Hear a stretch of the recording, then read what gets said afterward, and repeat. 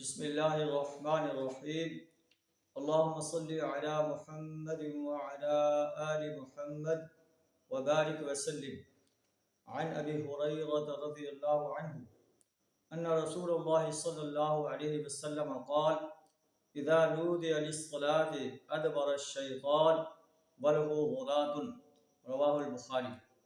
حضرت ابو ہریرہ رضی اللہ تعالیٰ عنہ بیان کرتے ہیں کہ نبی صلی اللہ علیہ وسلم نے فرمایا اذا نودی للصلاة جب نماز کے لیے اذان دی جاتی ہے ادبر الشیطان وله غرات تو شیطان گوز مارتا ہوا جو ہے وہ پیٹ پھیر کر بھاگتا ہے حتی لا يسمع التعظیم کہ اذان کی آواز نہ سن سکے۔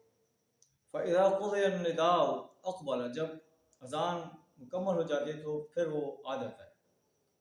حتی اذا ثوب بالصلاة ادبر جب تکبیر کہی جاتی ہے تو پھر وہ پیٹ پھیر کر بھاگ جاتا ہے۔ حتی اذا قضی التسبیح اقبل جب تکبیر جو ہے ختم ہو جاتی ہے تو پھر آ جاتا ہے۔ اور حتی یخطر بین المرء نفسہ اور وہ انسان اور اس کے دل کے اندر جو ہے وہ وساوس ڈالتا ہے اور اس کو کہتا ہے اذکر کذا و کذا اذکر کذا و کذا اذکر کذا، فلاں بات یاد کرو، فلاں کام کو یاد کرو جو وہ بھول گیا تھا۔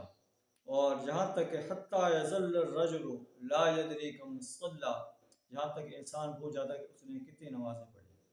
تو شیطان جو ہے وہ اذان کی آواز سننا گوارا نہیں کرتا اور یہ چاہتا ہے کہ میرے کانوں میں اذان کی آواز نہ آئے اور پیٹ پھیر پر بھاگ جاتا ہے۔ جب تکبیر کہنے کے بعد جو ہے وہ تکبیر ختم ہوتی ہے تو پھر وہ آ جاتا ہے اور انسان کے دل میں، نمازی کے دل میں خیالات پیدا کرنا شروع کر دیتا ہے تاکہ یہ صحیح معنی میں نماز نہ پڑھ سکے۔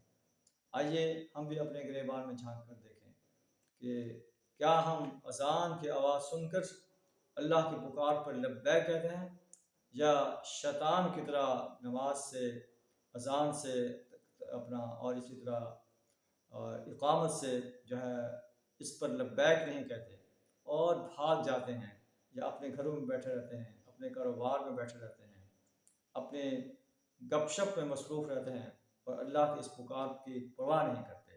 ایسا نہ ہو کہ قیامت کے دن ہمیں اللہ کی عدالت میں ایک مجرم کی حیثیت سے کھڑا ہونا پڑے اور اللہ ہمیں کہے کہ تو نے میری پکار پر کیوں لبیک نہ کہا۔